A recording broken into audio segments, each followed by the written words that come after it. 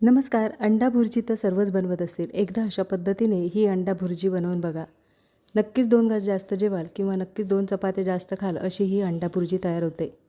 नेहमी अशाच पद्धतीने बनवाल अशी ही अंडा भुर्जी तयार होते. झटपट अंडा भुर्जी बनवण्यासाठी एका मिक्सरच्या भांड्यात 7 ते 8 लसूण पाकळ्या, 3 ते 4 कढीपत्त्याची पानं, 1 छोटा आल्याचा तुकडा, 1 चमचा लाल तिखट. लाल तिखट हे तुम्ही तुमच्या आवडीनुसार वापरू शकता.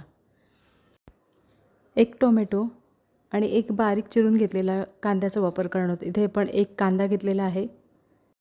पाण्याचा वापर न करता हे वाटण अगदी बारीक असं वाटून घ्यायचं आहे.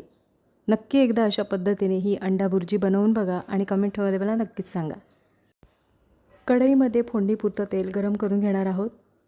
तेल छान गरम झाल्यानंतर जे वाटण तयार करून घेतलेलं आहे ते वाटण आपण तेलावर परतून घ्यायचं आहे.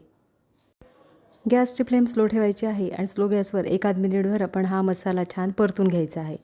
म्हणजे त्याचा जो कच्चेपणा असतो तो नाहीसा होतो. सकाळच्या घाई गडबडीत ऑफिस टिफिनसाठी किंवा अगदीच कोण अचानक पाहुणे आले तर अशा पद्धतीने ही अंडा भुर्जी बनवून देऊ शकता. 1 मिनिटभर आपल्याला हा मसाला छान परतून घ्यायचा आहे. इथे पाहू शकता मसाल्याला छान तेल सुटलेलं आहे. अर्धा चमचा आपण इथे गरम मसाल्याचा वापर करणार आहोत. इथे मी मटण मसाला वापरलेला आहे. पाव चमचा हळद आणि बारीक चिरलेली कोथिंबीर. तर इथे तुम्ही गरम मसाला हा तुम्ही कोणताही वापरू शकता. चवीनुसार मिठाचा वापर करणार आहोत. चवीनुसार मीठ.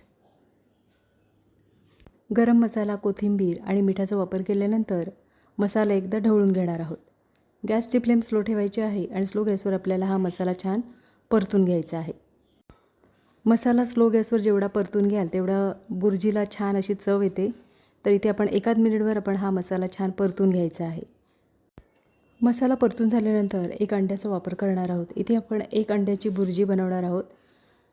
तर इथे आपण आता अंड्याचा वापर केल्यानंतर मसाला एकदा ढवळून घेणार आहोत. अंड्याचा वापर केल्यानंतर भुर्जी छान कोरडी होते.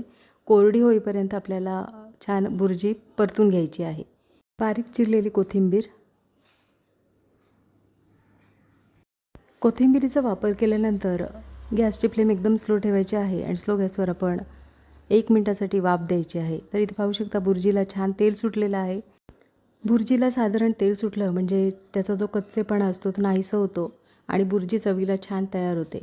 तर इथे आता भुर्जी परतून घ्यायची आहे आणि गॅस बंद करायचा आहे. वरून आवडत असेल बारीक चिरलेल्या कोथिंबीरीचा वापर करायचा आहे. ही भुर्जी तुम्ही चपातीबरोबर, भाकरीबरोबर, भाताबरोबर, अगदी पावाबरोबर सुद्धा खाऊ शकता.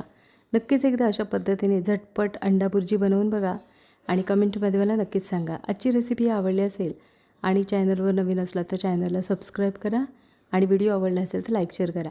पुन्हा भेटू अशा चमचमीत नवीन रेसिपीमध्ये.